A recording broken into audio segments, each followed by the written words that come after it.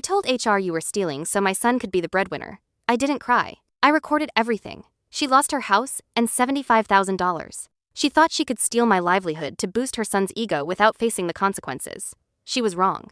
When you come for a person's career, you better be prepared to lose your assets. This wasn't just about clearing my name. It was about ensuring she could never hurt us again. The pot roast was getting cold, but the satisfaction was just heating up.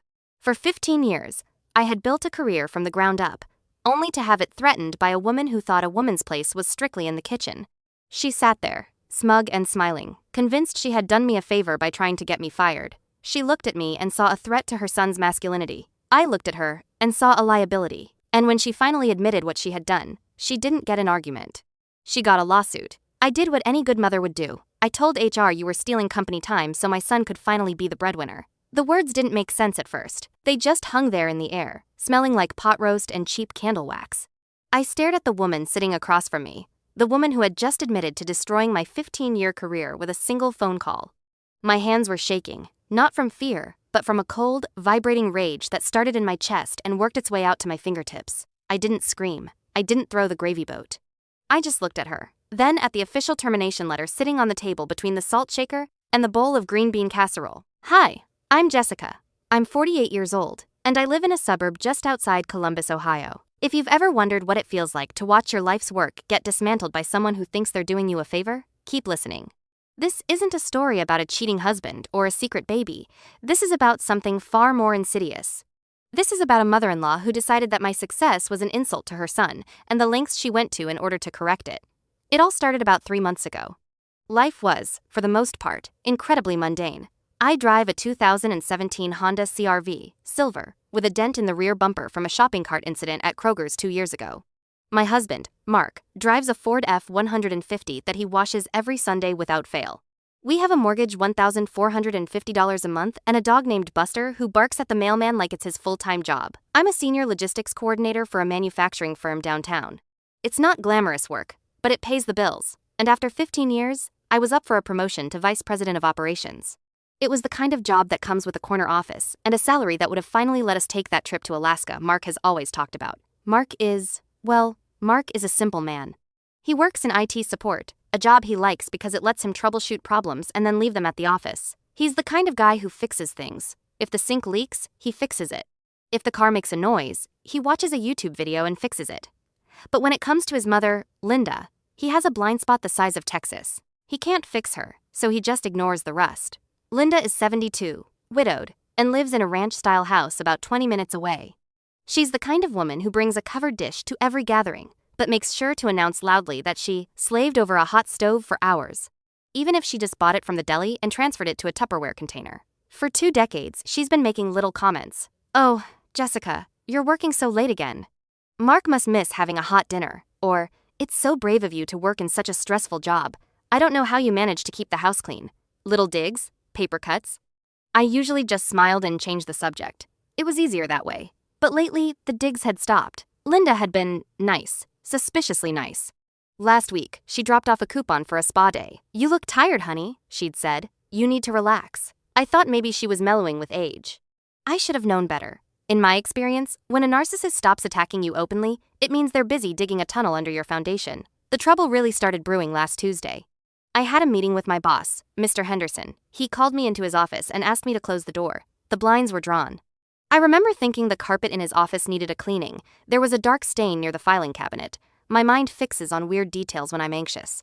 "Jessica," he said, tapping a pen on his desk. "We've received some concerning information." My heart did a little flip. Concerning? He slid a file folder across the desk. It was thick. We received a notarized letter, accompanied by what appears to be photographic evidence and time-stamped logs, alleging that you have been using company resources to run a private side business during work hours. It also alleges you've been inflating your mileage reimbursement. I laughed. It was an involuntary reaction. That's ridiculous. I don't have a side business. And I drive a company vehicle for site visits. I don't even file for mileage. The letter claims you've been selling company inventory on eBay. Henderson continued, his face impassive. And the logs show you leaving the building for hours at a time when you're clocked in. I opened the folder. The evidence was terrifyingly thorough. There were photos of me getting into my car in the parking lot. There were printouts of an eBay seller's page, someone with a username that looked vaguely like a variation of my name, selling industrial valves we use at the plant. And then there were the witness statements. Anonymous witness statements. I didn't do this, I said, my voice sounding thin. Mr. Henderson, look at my record. 15 years.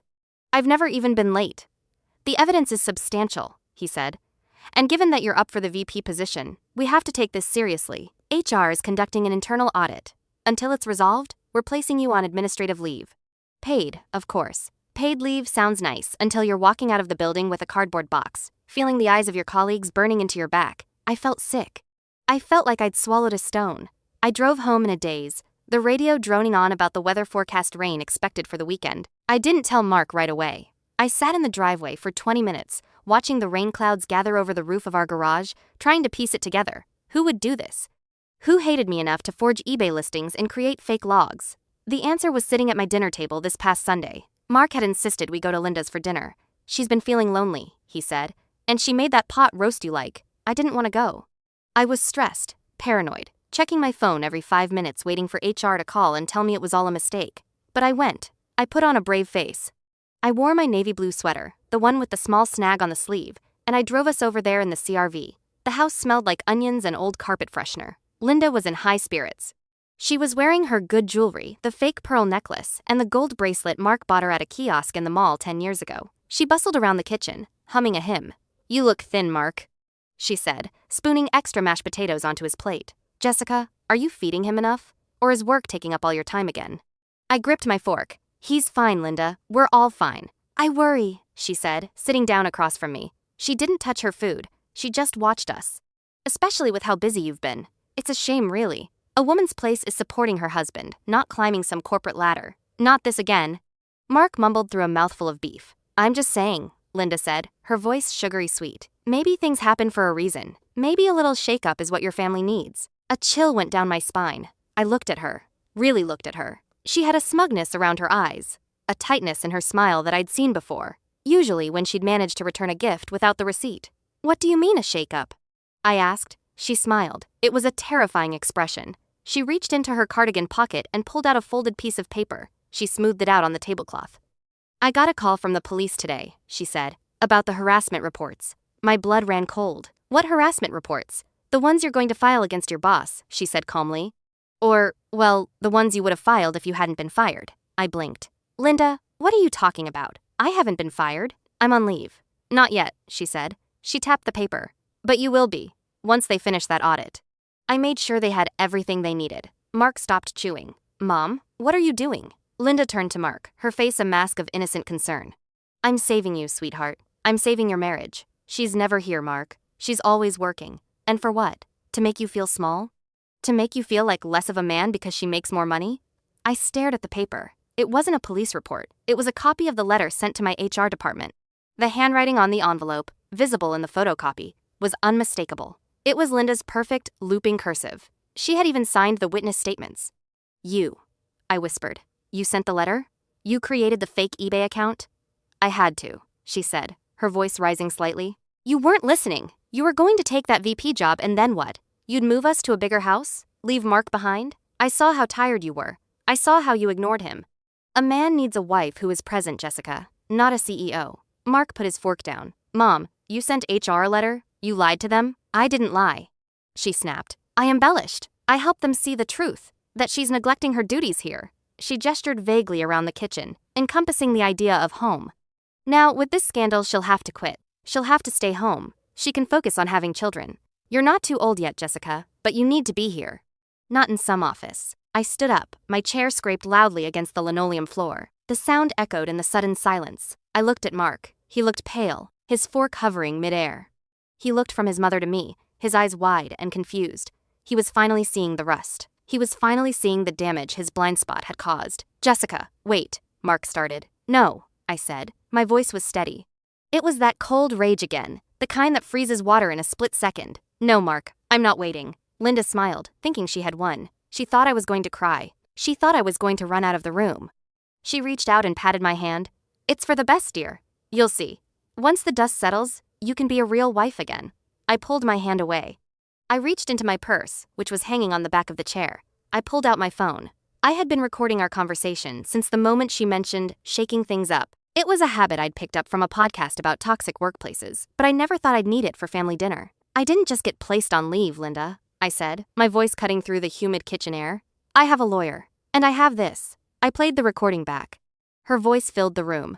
I made sure they had everything they needed. I embellished. Linda's face drained of color. The smug smile vanished, replaced by a slack-jawed look of horror. She looked at Mark, looking for an ally. Marky? Tell her to stop. Tell her she's being dramatic. Mark stood up slowly. He looked at his mother, really looked at her, perhaps for the first time in his adult life. He saw the malice. He saw the destruction. He saw the ruin she had tried to make of my life under the guise of love.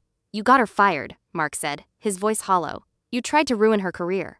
Because you were jealous? I did it for you, she shrieked, standing up and knocking over her chair. The crash was loud. I did it so you could be the man of the house. She was making you look weak. I wasn't weak, Mark shouted, losing his calm for the first time I can remember. I was happy. I was proud of her. You crazy old woman, you just destroyed our family. Linda's face twisted into something ugly. She pointed a manicured finger at me. You ungrateful little witch.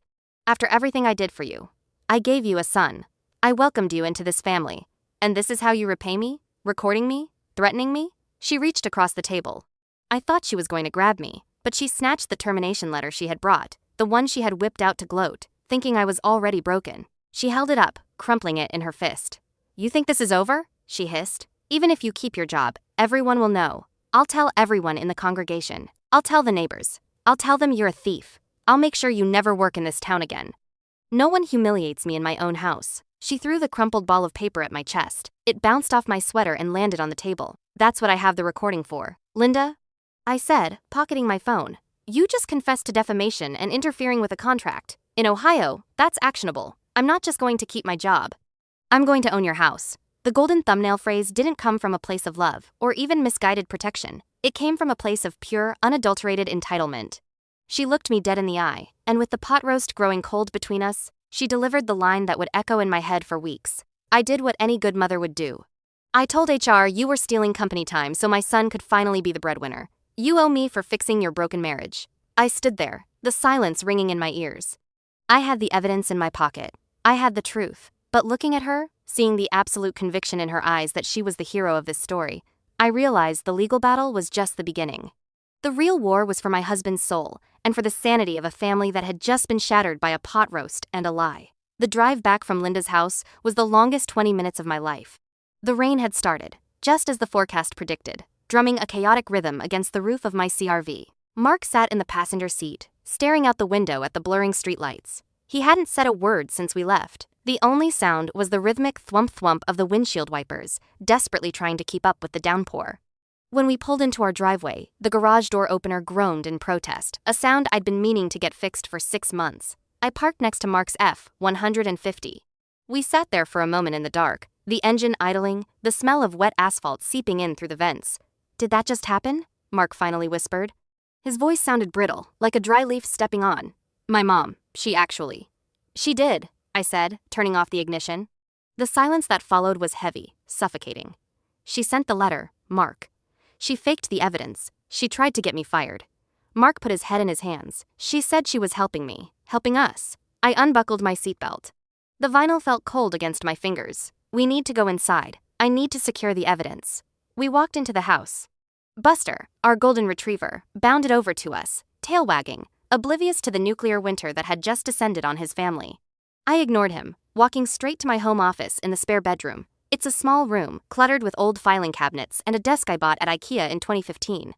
I sat down in the creaky office chair and pulled my phone out. My hands were shaking. Not just a tremor, but a full-bodied vibration that made it hard to type. I navigated to the voice recording app. The file was there. Sunday, dinner, Linda. M4A. I stared at the timestamp. 42 minutes. I plugged the phone into my laptop, a heavy Dell workstation I'd brought home from the office years ago. I dragged the file onto the desktop.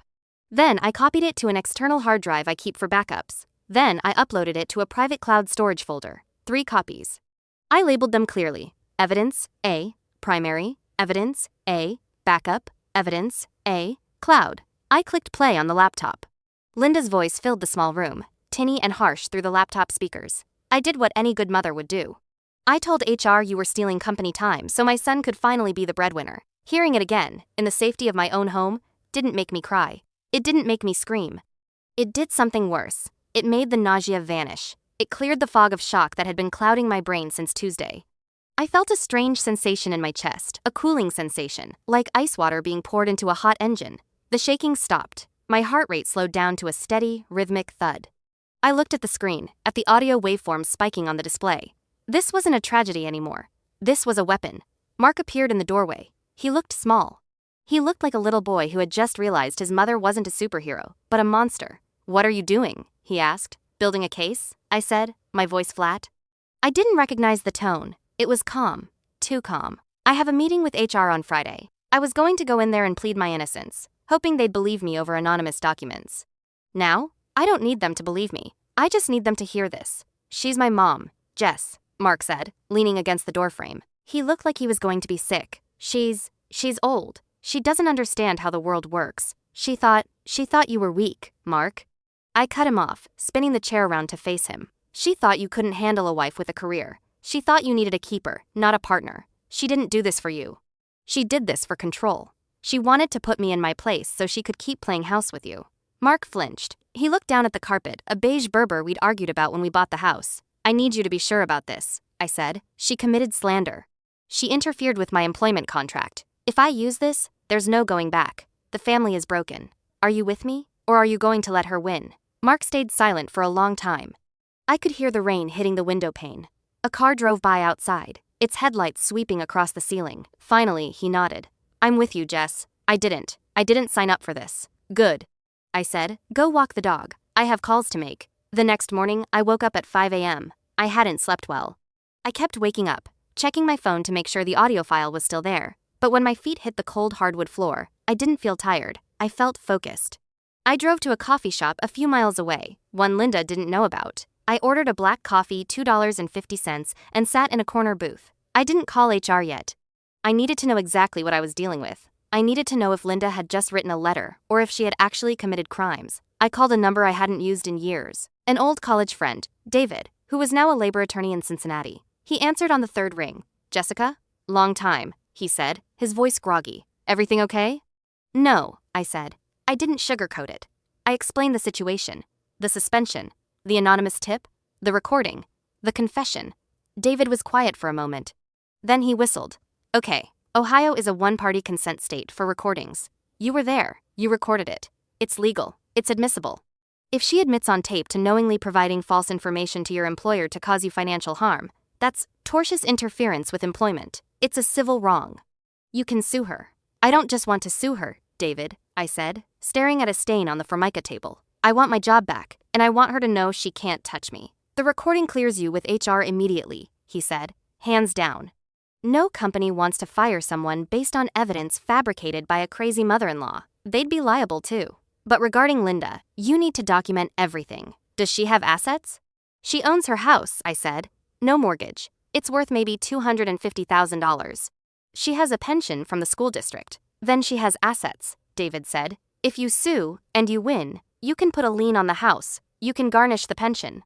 This isn't just a family squabble, Jessica. She tried to take your livelihood. That's expensive." I hung up the phone. My coffee was cold. I didn't care. On Wednesday, Linda called. I was in the kitchen, making a turkey sandwich on whole wheat bread. The caller ID lit up.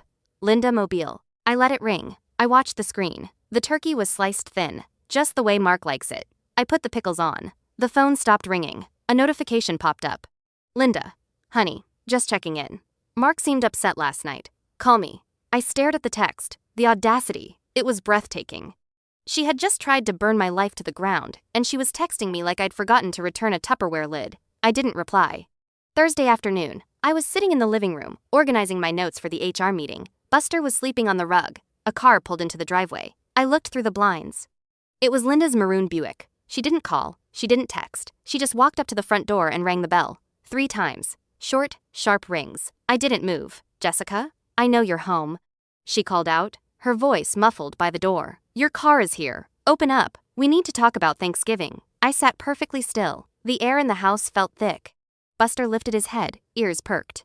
"Jessica." She tried the handle. It was locked, of course. "Stop being childish. Mark told me you were upset, but this is ridiculous." "I did what I had to do. You'll thank me when you have babies." She knocked again, harder this time. A pounding fist. "I saw the look on your face Sunday."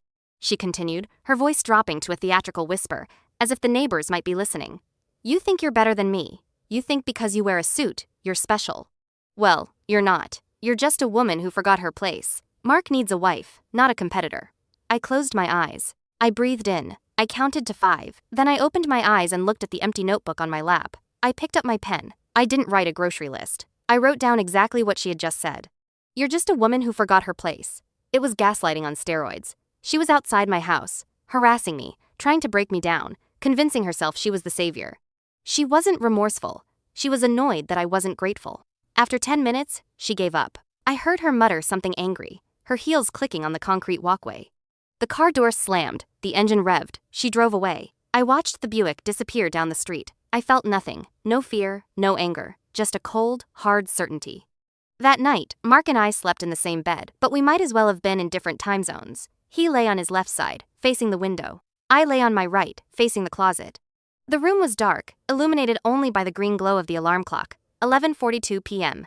Jess? Mark whispered. Yeah. Do you think she'll apologize? If I talk to her? If I explain how much damage she did? I looked at the ceiling fan. There was a dust mote on one of the blades I'd been meaning to clean. No, Mark, I said softly. She doesn't think she did anything wrong. In her head, she's the victim. We're the ungrateful children who don't understand her sacrifice. So, what do? I turned over to face him.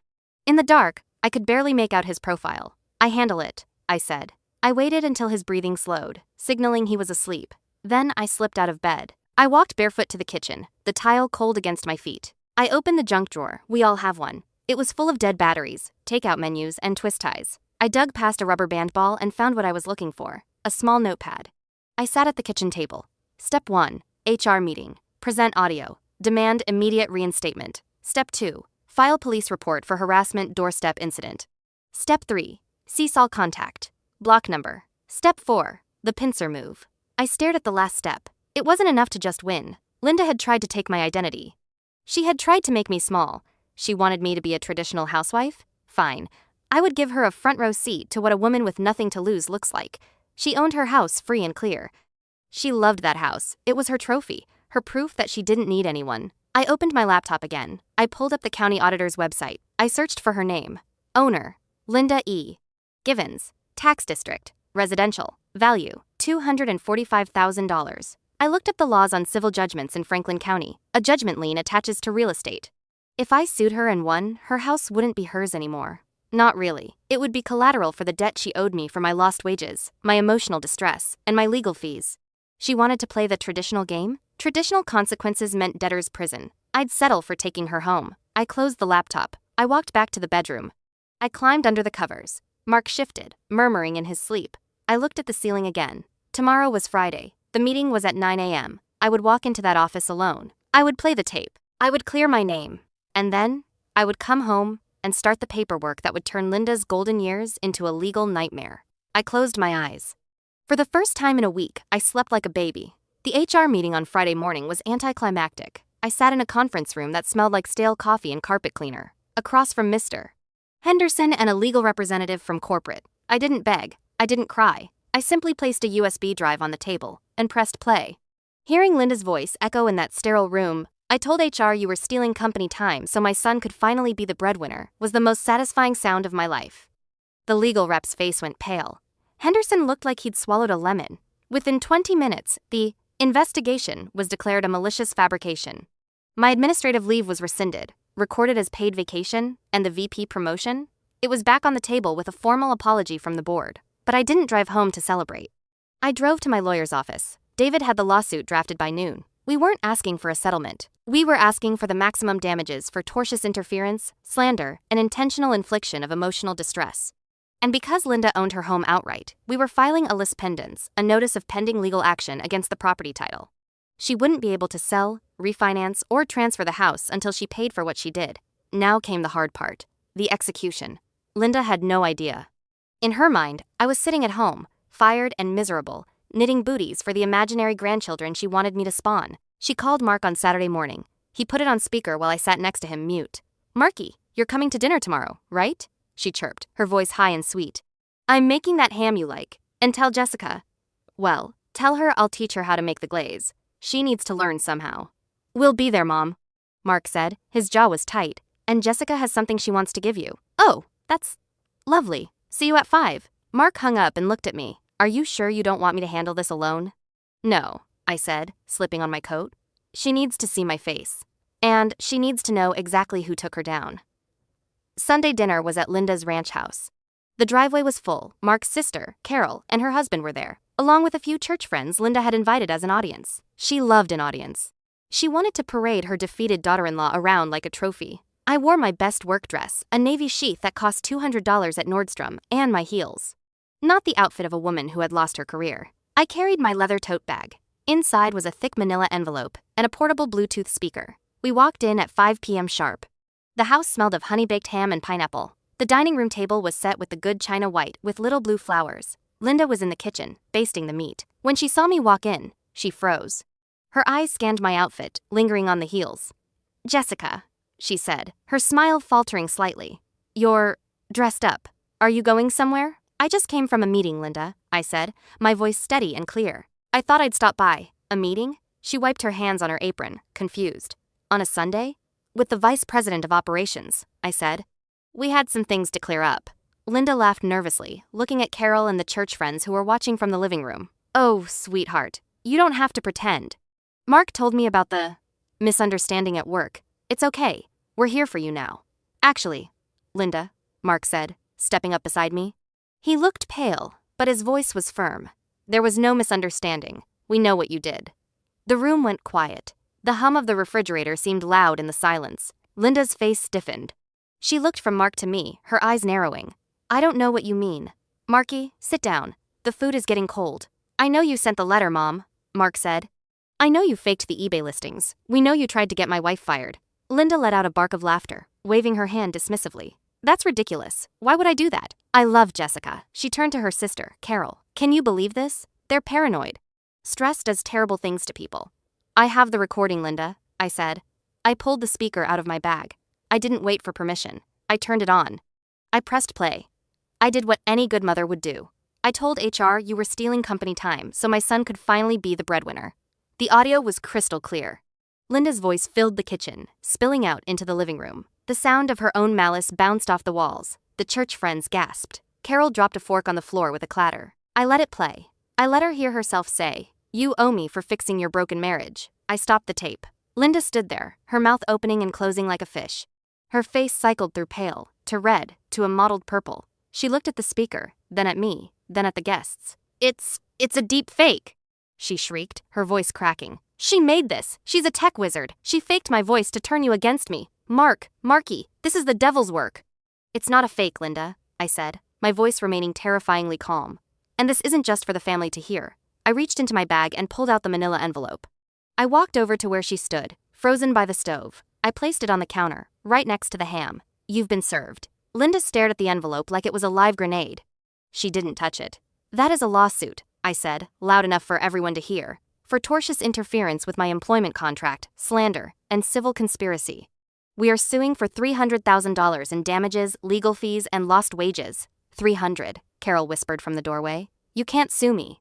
I'm your mother-in-law, Linda screamed, her hands shaking. I did this for family. I did this for love. You did it for control, Mark said. He stepped forward, standing shoulder to shoulder with me. And you're not my mother right now. You're a liability. You almost ruined our lives, Mom. You didn't care if we lost the house. You didn't care if Jessica lost her career. You just wanted to win. I am the matriarch of this family, Linda yelled, grabbing the counter for support. You ungrateful brats. I gave you everything. I raised you. And you bring lawyers into my home? During Sunday dinner? You brought the lies into our home, Linda, I said, and I need you to understand the logistics. You own this house, correct? No mortgage? It's mine. She hissed. That's good for me, I said, because we've filed a lis pendens on the title. That means a cloud is now hanging over your deed. You can't sell it. You can't borrow against it. If you don't settle or if you don't win in court, which you won't, this house will be the payment for the judgment. I will put a lien on this property so fast your head will spin. You wanted me to be a housewife? Fine. But now, you're the one who's going to lose the house. Linda's eyes bulged. She looked around the room for an ally. She looked at Carol. Carol looked away, clutching her purse. She looked at the church friends. They were backing toward the door, murmuring in shock. Get out, Linda whispered. Get out of my house! Gladly, I said. Don't call us. Don't text us. If you contact me, or my workplace, or anyone in my family again, we will add harassment to the charges. As of right now, you are dead to us." Mark turned and walked out the front door. I followed him, leaving the manila envelope sitting on the counter, next to the cooling ham. We didn't look back. The aftermath was messy, but it was mine. Linda tried to call Mark 47 times that night. He blocked her number. She showed up at our house the next Tuesday. I didn't open the door. I called the police. They showed up in 6 minutes. Cruiser number 402. They gave her a warning for trespassing. She cried on the lawn, screaming that I had brainwashed her son. The neighbors watched. It was humiliating for her. It was glorious for me. It took 6 months for the reality to set in for her. Her lawyer, she had to hire one, draining her savings, told her she had no case. The recording was legal. The damages were quantifiable. The proof was undeniable. We settled out of court. I didn't want to drag it out for years, and frankly, I didn't want to see her face again. The terms were simple. Monetary damages. She paid us $75,000. It wasn't the full amount we sued for, but it was enough to wipe out our student loans and fully fund a renovation of our kitchen. The house. She kept the house, but she was forced to take out a reverse mortgage to pay us the cash, meaning she was slowly eating into her own equity. The restraining order. A permanent order keeping her 100 yards away from me and my place of employment. The social suicide was the real punishment, though. In her church group and bridge club, the story got out. Linda, the sweet old lady, had tried to destroy her daughter-in-law's career because of jealousy. People stopped inviting her to functions. She became a pariah in her own social circle. She had wanted to isolate me, but in the end, she isolated herself. Mark and I are in a better place now. I got the VP promotion last month. The salary bump means we're looking to buy a vacation cabin up by Lake Erie, something just for us, no spare room for unwanted guests. Mark struggles with the guilt sometimes. He wonders if he should have fixed his mom sooner. I tell him what my therapist told me. You can't fix someone who refuses to admit they're broken. Linda is still in her house, alone. She sends Christmas cards sometimes, addressed only to Mark, filled with passive-aggressive scripture about forgiveness. He throws them in the trash unopened. I don't mind. It's just paper. It doesn't have the power to hurt us anymore. I still drive the silver CRV. It's got a few more dings now, and the bumper is finally fixed.